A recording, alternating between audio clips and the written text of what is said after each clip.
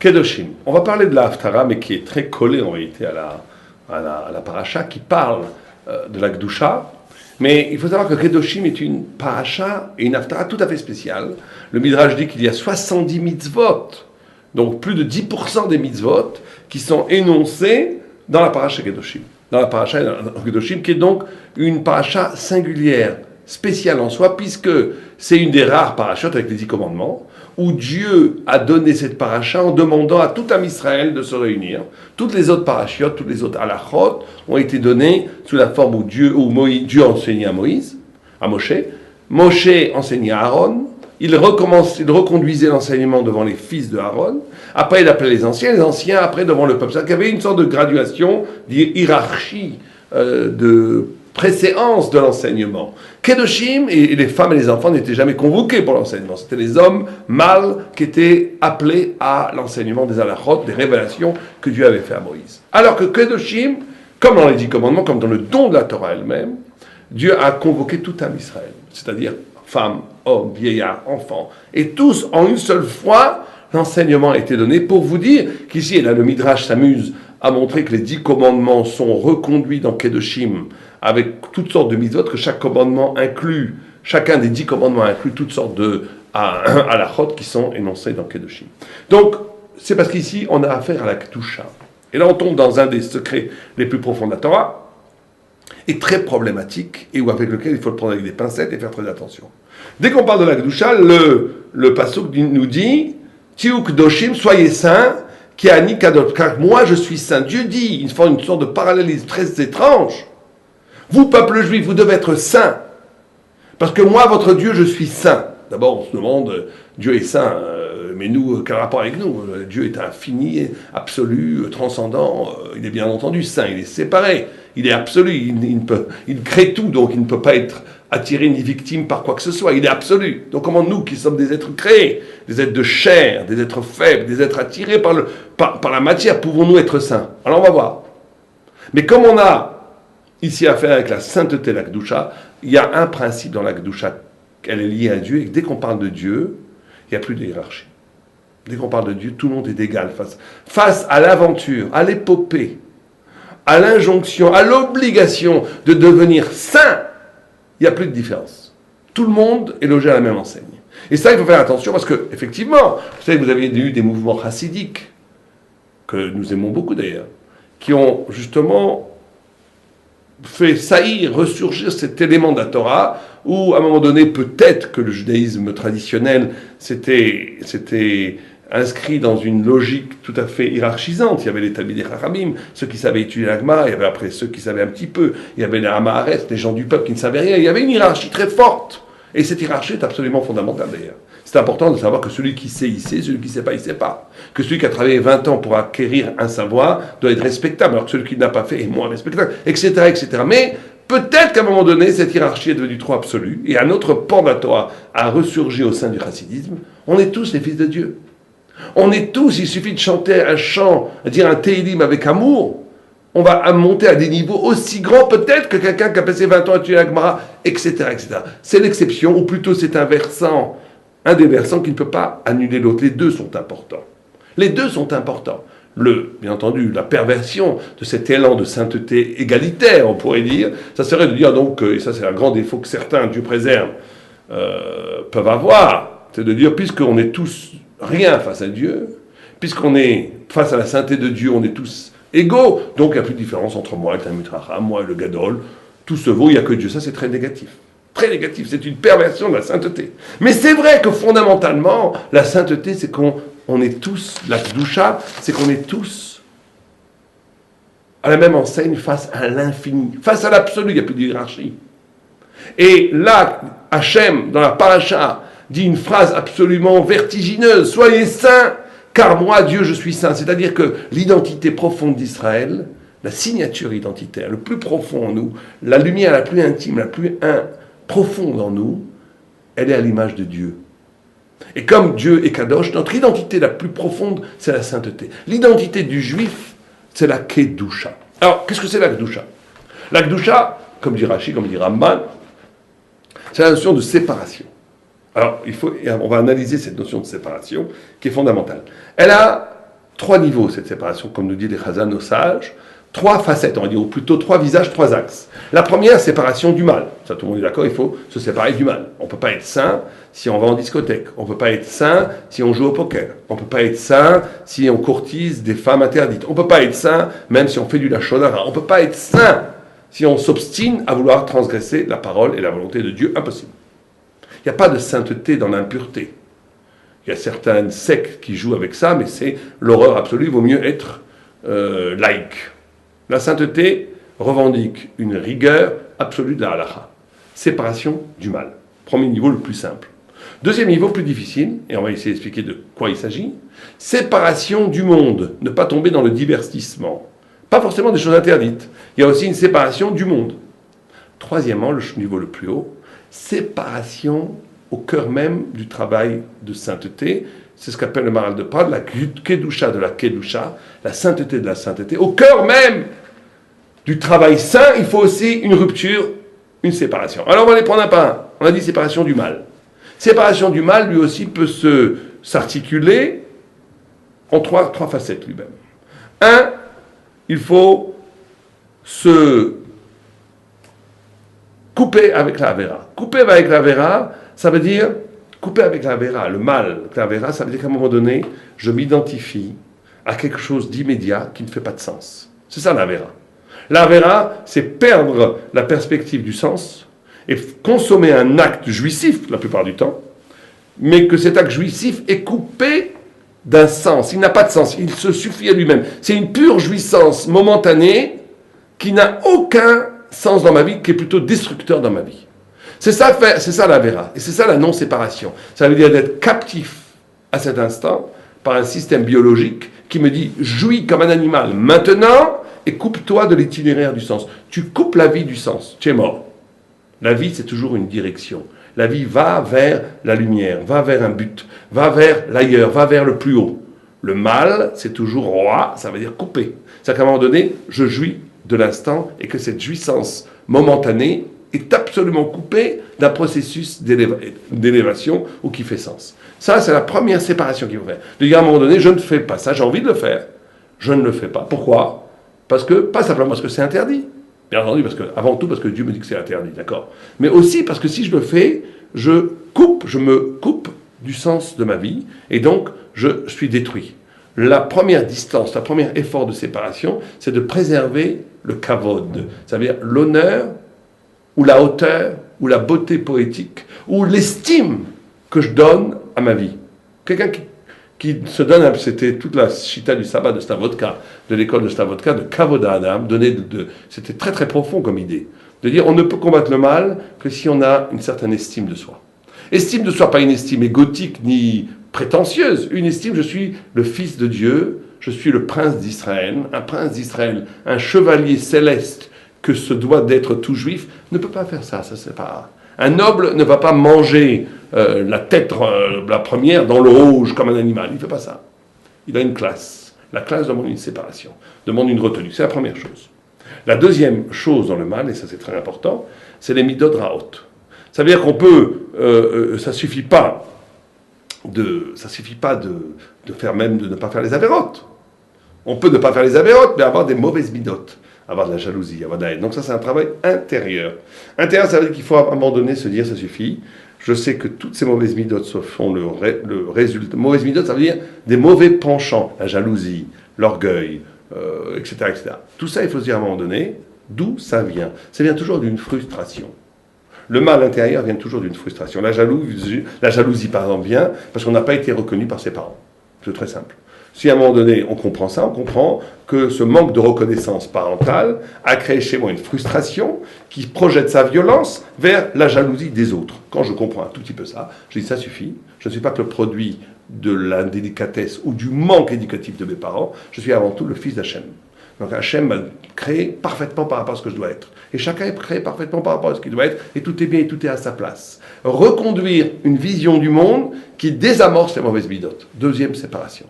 Troisième séparation dans le mal, et ça c'est peut-être le plus important, c'est dans l'idée. Ça on va dire l'égoïsme. À un moment donné, les gens ils pensent, et ça c'est les déotes, à la chod déote dans le Rambam, ils pensent par rapport à leur intérêt. Même dans la Torah. je pense que c'est pas bien ou que c'est bien, profondément, c'est parce que ça m'intéresse de penser que ça c'est bien ou pas bien. C'est-à-dire que le savoir, la Torah, les opinions, les pensées sont motivées en dernière instance par des intérêts économiques, égotiques ou même traditionnels. Ça veut dire qu'à un moment donné, je dois protéger ma caste, je dois protéger ma yeshiva, je dois protéger les Sfaradim, je dois protéger les Ashkenazim, je dois protéger ma Keïla. Tout d'un coup, la pensée n'est plus neutre, elle n'est pas séparée.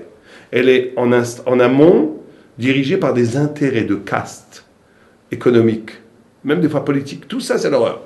À un moment donné, la pensée, elle doit être libre, elle doit être séparée, elle doit avoir le souci de vérité.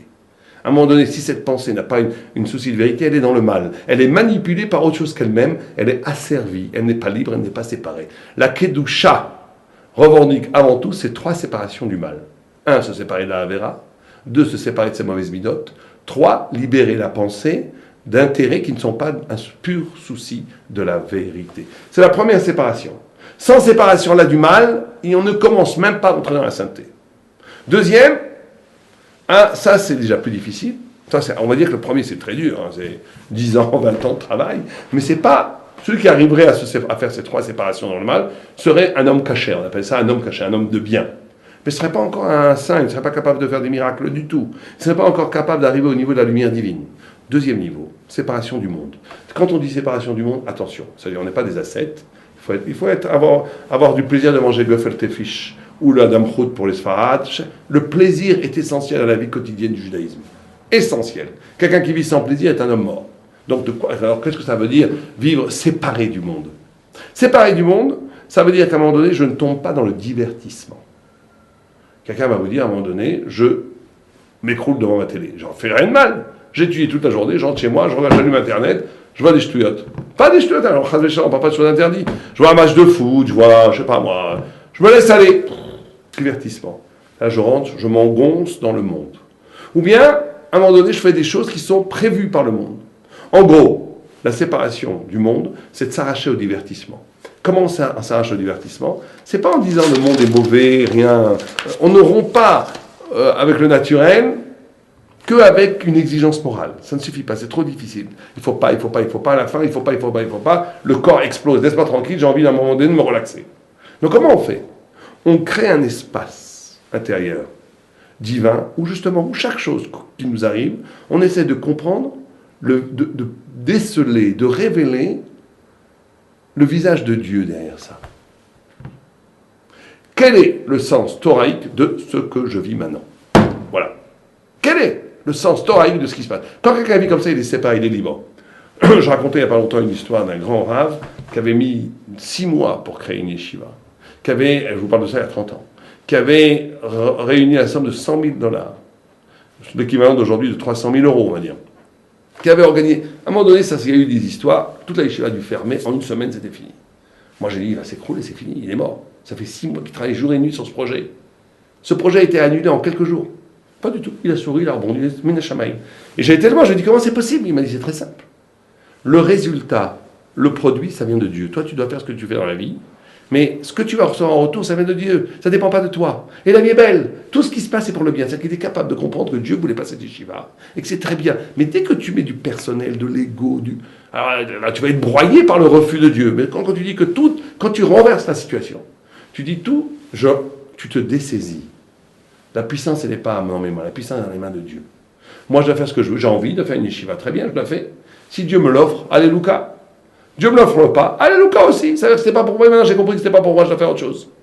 Vous comprenez? Ça veut dire, c'est ça la séparation du Kadosh. Le Kadosh, il a de l'élégance. Il est classe. Pourquoi? Parce qu'il est séparé. Il n'est jamais... Tout est pour le bien. Tout a son plan. Être capable, dans la vie, même neutre, je ne parle pas dans les mitzvot, dans les efforts, même dans la parnassa, dans tout, de voir qu'est-ce que Dieu veut de moi. Ça veut dire, dès qu'on se pose cette question, à chaque événement positif, et positif surtout, parce que les gens se posent très souvent la question en négatif. Oh, comment ça se fait qu'il m'arrive cette nuit, j'ai dû faire quelque chose de mal. C'est bien, mais ça ne suffit pas. Quand il vous arrive quelque chose de super, il faut dire, mais comment ça se fait que Dieu me donne ça? C'est génial. Comment est-ce que je vais pouvoir rendre? Quel est le sens? Comment je peux traduire cela en avodat Hashem, en travail divin, en lien avec le Saint béni soit-il? Ça, c'est la notion de... Il faut créer un espace en nous qui n'est pas collé au monde et qui est capable de voir le monde comme derrière une vitre et de se dire, attention, ça veut dire quoi? Réinterpréter le monde. Sinon, on est collé au monde.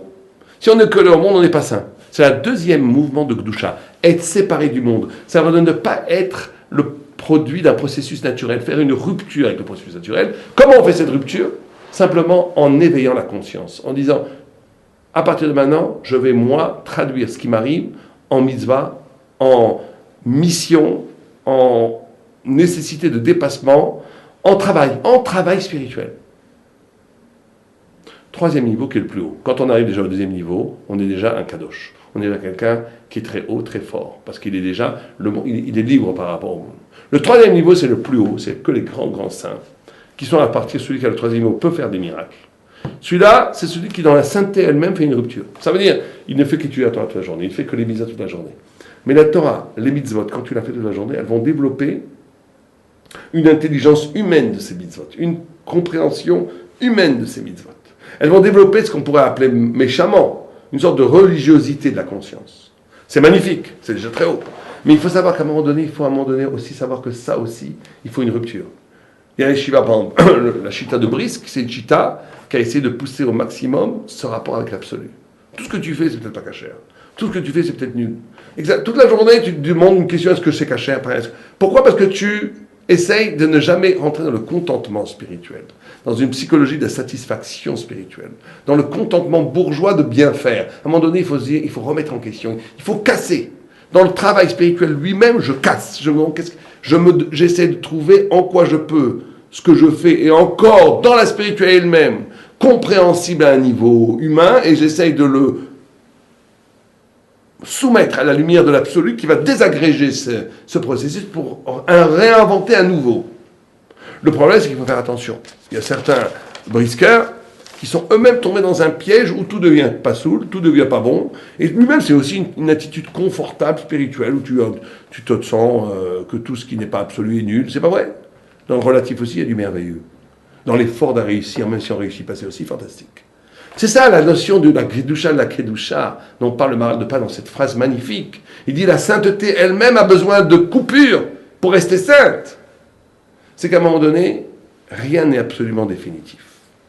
Tout est à repenser, tout est allié à l'éternel.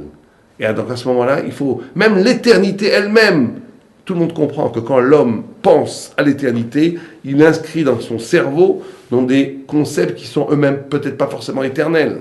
Quand l'homme essaie de penser l'infini, il va traduire cet infini en finitude. Donc pour rester fidèle à l'événement de vérité originelle qui m'a fait désirer l'infini et l'absolu, je suis obligé chaque fois de réinterroger mes compréhensions à l'aune de cette intuition originelle.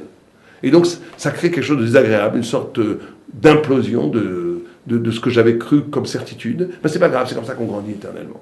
Et quand on arrive à ça, on arrive à un moment donné, on est complètement dans la lumière divine, dans le flux divin. Et là, on peut effectivement faire des miracles. Alors, dans l'Haftara, il y a deux Haftarot. Avant tout, dans la paracha parle de la Gdusha de la première chose, c'est respecter ses parents. Tout le monde comprend que dans le rapport avec ses parents, il peut y avoir le problème de l'émotionnel. Il faut être capable d'avoir une coupure, de travailler ce travail émotionnel, de travailler cette relation émotionnelle que j'ai avec mes parents en termes de sainteté, pas en termes simplement de reconnaissance naturelle. La paracha parle aussi de toutes ces mitzvot d'argent, d'être honnête dans l'argent, de ne pas tomber dans la vodazara. Tout ça sont les niveaux dont on a parlé. L'argent pourrait être le mal primitif, parce que tout ça c'est l'intérêt. Les parents, ça peut être le deuxième niveau, l'émotion. L'avodazara, ça peut être dans la spiritualité elle-même, tomber dans la faute spirituelle. Là, Paracha va détailler dans 70 mitzvot tous ces axes fondamentaux de sainteté. Et là, Haftara, il y a deux Haftarot, les Ashkenazim et les Sfaradim. Un le font les Ashkenazim lisent le 22e chapitre dans Echeskiel, et les Ashkenazim le 20e, et les Sfaradim le 20e. Les deux reprennent exactement la sainteté et surtout le fait de reproche qu'Echeskiel fait au peuple juif d'avoir rompu avec les pratiques de sainteté pour tomber dans l'idolâtrie, pour tomber dans le vol, pour tomber dans le désir. Les harayot, tout ça, c'est la même source de trahison d'Avodazara. Simplement, c'est très intéressant de voir que les Ashkenazim lisent une Haftara qui va frontalement en disant, voilà, le péché est là dans la rupture de l'alliance. La rupture de l'alliance avec Dieu, c'est justement l'incapacité de se monter à la hauteur de cette sainteté qui t'est exigée. Les Sfaradim prennent dans le 20e chapitre, dans Echeskel, la même chose, simplement là-bas il y a un rajout. C'est que Echeskel dit que cette trahison a lieu à l'heure même. Rappelle tout le Vaudor de Rampère, l'origine même de la faute, elle était au cœur même du don de la Torah. Vous savez que quand Dieu a donné les tables de la loi, les premières tables de la loi, le Midrash nous dit qu'à ce moment-là, à la même seconde, le peuple juif faisait le Vaudor. C'est incroyable. À la même seconde où Dieu donne la Torah, l'événement le plus haut de tous les temps, à l'instant où Dieu donne la Torah, les tables de la loi à Moïse, des premières tables, à cet instant même, Dieu a voulu les retirer, Moïse lui a arraché des mains. Moïse a arraché des mains de Dieu les 10 commandements pour que Dieu ne les reprenne pas. Pourquoi? Parce qu'à cet instant où il donnait, au même instant, ils étaient en train d'adorer le Vaudor en bas. Tout le monde comprend que ce n'est pas un hasard. Le Midrash ne pas nous dire que c'est au même instant. Et alors? Parce que justement, c'est au plus haut de l'alliance, au cœur même de la sainteté. L'alliance Brit a pour racine étymologique briat, création. C'est-à-dire qu'on est constitué comme le premier passage de la paracha qui nous dit « Soyez saints car moi je suis saint ». Brit, ça veut dire que quand deux personnes, chacun se donne une partie de soi-même. Dieu nous a donné Kebiechol, une partie de sa lumière, en nous rendant saints. Nous, on doit lui rendre en travaillant sur cette lumière pour qu'elle soit le centre de gravité de notre existence. Et c'est à ce moment-là qu'on devient saint. Or, à ce moment-là même, dans la fusion sublime avec l'éternité, avec Dieu, s'opère un immense Yetzer Hara qui est de vouloir casser avec la Kedusha, de redevenir une chose, de revenir de la matière, de redevenir animal. Parce que la sainteté, c'est une telle hauteur qu'on a l'impression qu'on va perdre notre subjectivité, qu'on va perdre notre personnalité, qu'on va être dessaisi de notre humanité. C'est trop haut pour nous, donc on va se vautrer dans la Havera. C'est-à-dire que la Haftarah nous met en garde, nous dit comment tu peux t'arracher de la tentation de briser l'alliance qui t'ordonne de devenir saint. C'est en pensant, pourquoi tu ne veux pas devenir saint? Tu ne veux pas devenir saint, c'est très simple. Parce qu'en réalité, au plus profond, tu as peur de perdre ton identité.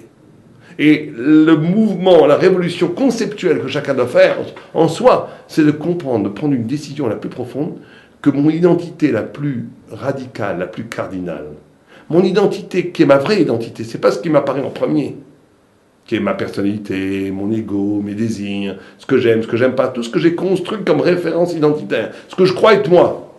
Ce qu'on est vraiment, c'est cette lumière divine qui est en nous. Dès qu'on fait ce choix-là, à partir de maintenant, je me définis par rapport à cette lumière divine, c'est le début du début de la sainteté. Alevay, allez-nous, le Shabbat Shalom.